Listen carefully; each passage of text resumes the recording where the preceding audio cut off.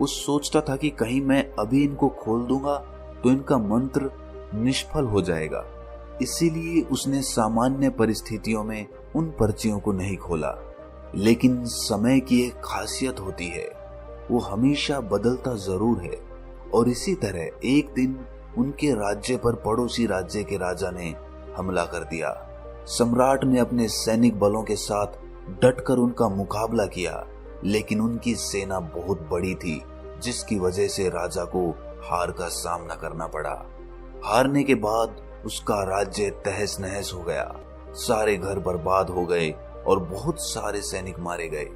आखिर में राजा को अपनी जान बचाने के लिए अपने कुछ सैनिकों के साथ वहां से भागना पड़ा। राजा का परिवार भी इस युद्ध में खत्म हो चुका था। अब राजा केवल अकेला बचा था और वो अपनी जान बचाने के लिए पहाड़ियों के रास्ते से भागना शुरू कर देता है। साथ में उसके कुछ सैनिक भी होते हैं, लेकिन कुछ समय बाद सैनिक भी उसका साथ छोड़कर भाग जाते हैं, क्योंकि उन्हें लगता था कि दूसरी सेना के जो सैनिक उनका पीछा कर रहे हैं वो राजा को मारते वक्त तुम्हें भी जिंदा नहीं छोड़ेंगे। और यही सोचकर वो सैनिक अपने राजा को, अपने सम्राट को अकेला छोड़कर वहां से भाग जाते हैं। अब राजा अकेला रह गया था, कोई उसका साथ देने वाला नहीं था। वो दुर्गम पहाड़ियों पर अकेला अपने घोड़े पर सवार होकर उनको पार करता हुआ छुपता छुपाता आगे चला जा रहा था। लेकिन दूसरी सेना के सैनिक किसी भी कीमत पर उसको ढूंढकर मार देना चाहते थे और पीछा करते हुए वो उसके बहुत करीब पहुंच चुके थे। तभी राजा को उनके आने की आहट मिली। राजा तुरंत अपने घोड़े से उतरकर वहां पर कुछ झाड़ियों में छुप जाता है।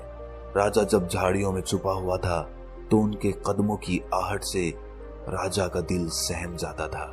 तभी झाड़ियों में छुपे हुए राजा को उस अंगूठी की याद आई और उसने छुपे छुपे ही उस अंगूठी के ऊपर वाला पत्थर निकाला और उसमें से हरे रंग की पर्ची निकाली जो संत ने बुरे वक्त के लिए बताई थी। राजा ने वो पर्ची खोलकर पढ़ी और उसके बाद उसके चेहरे पर मंद मंद मुस्कान आने लगी। उस पर्ची में लिखा था कि ये वक्त है, ये भी बीत जाएगा। ये मंत्र पढ़ने के बाद उस सम्राट के मन को हिम्मत मिली और वो वहीं पर छुपा रहा। पूरी रात ढूंढने के बाद जब सैनिकों को सम्राट कहीं भी नहीं मिले तो वो वहां से खाली हाथ लौट गए। इसके बाद अगले दिन सुबह सम्राट उन झाड़ियों में से निकल कर आता है। ये मंत्र उसे बहुत ही सार्थक लगा कि वक्त है, ये भी बीत जाएगा। और इससे उसे बहुत हिम्मत मिली और उसने अपनी बची कुची टुकड़ी लेकर फिर से अपनी सेना तैयार की और कुछ समय बाद अपने पड़ोसी राज्यों से मदद लेकर उसने अपनी दुश्मन सेना पर हमला कर दिया। उसने पूरी हिम्मत के साथ वो जंग लड़ी और आखिर में वो जंग को जीत गया और उसे अपना राज्य फिर से वापस मिल गया।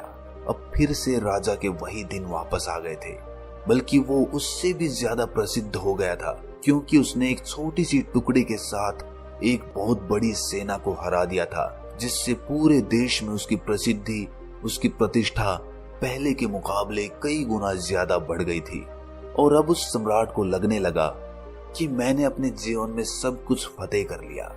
अब जीवन में कुछ भी पाने जैसा नहीं रहा, सब कुछ मैंने भोग कर देख लिया। तभी उसे उस अंगूठी की फिर से याद आई और उसे याद आया कि संत ने कहा था कि इसमें जो नीली पर्ची है उसे उस वक्त खोलना जब तुम्हारे पास सब कुछ हो, जब तुम्हें किसी चीज की कोई इच्छा ना रह जाए और जब तुम्हें लगे कि तुमने सब कुछ हासिल कर लिया हो। ये सोचकर उसने उस अंगूठी का पत्थर हटाया और वो नीले रंग की पर्ची निकाली। उसने वो पर्ची खोलकर देखी और देखने के बाद उसके चेहरे पर उदासी छा गई। ऐसा उस पर्ची में क्या लिखा था? उस पर्ची में लिखा था कि ये भी वक्त है और ये भी बीत जाएगा। कुछ देर उदास रहने के बाद वो सम्राट बहुत जोर जोर से हंसने लगता है, क्योंकि उन पर्चियों में उसे पूरे जीवन का सार मिल गया था। सारी ग्रंथों का ज्ञान उस पर्ची में समाहित था। मंत्र एक ही था कि ये भी वक्त है, बीत जाएगा। लेकिन यही सारी किताबों का, यही सारे शास्त्रों का और यही सारा ज्ञान है जो इस एक पंक्ति में समाहित है। ये भी वक्त है, बीत जाएगा। अक्सर हम जब नाकामयाब होते हैं, जब हमारा कोई काम सफल नहीं होता, तो हमारा मन घोर निराशा से भर जाता है, हमें कोई रास्ता नजर नहीं आता।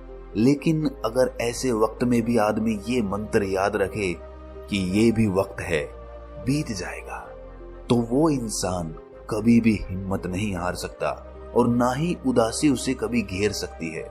ऐसे इंसान फिर से नई शुरुआत करते हैं और जीवन में आगे बढ़ते हुए सफलता हासिल कर लेते हैं। लेकिन सफलता हासिल करने के बाद भी उन्हें अक्सर अहंकार आ जाता है। मन अहंकार को पकड़ ही लेता है। लेकिन अगर ऐसे वक्त में भी इंसान इस मंत्र को याद रखे कि ये भी वक्त है और ये भी बीत जाएगा, तो उस इंसान को सफलता में भी अहंकार नहीं मिलेगा। और इस एक मंत्र के द्वारा इंसान अपने आप को सुख और दुख, कामयाबी और नाकामयाबी, इन दोनों चीजों के पार उतार सकता है और जीवन की निरर्थकता को समझ सकता है। आखिर में तो दोस्तों जीवन निरर्थक ही है, क्योंकि मौत सब कुछ खत्म कर देती है। आखिर में कुछ भी नहीं बचता। आपका शरीर भी यही छूट जाता है, इसके द्वारा कमाई हुई चीजें भी यही छूट जाती हैं। और जब आपको अपने जीवन की निरर्थकता का आभास होने लगता है, तो आप जीवन की सार्थकता को जानना चाहते हैं। तब आप वो जानना चाहते हैं जो शाश्वत है और जो मृत्यु के बाद भी तुम्हारे साथ रहता है। वहीं से सत्य की खोज शुरू होती है और वहीं से ज्ञान का मार्ग खुलना शुरू होता है।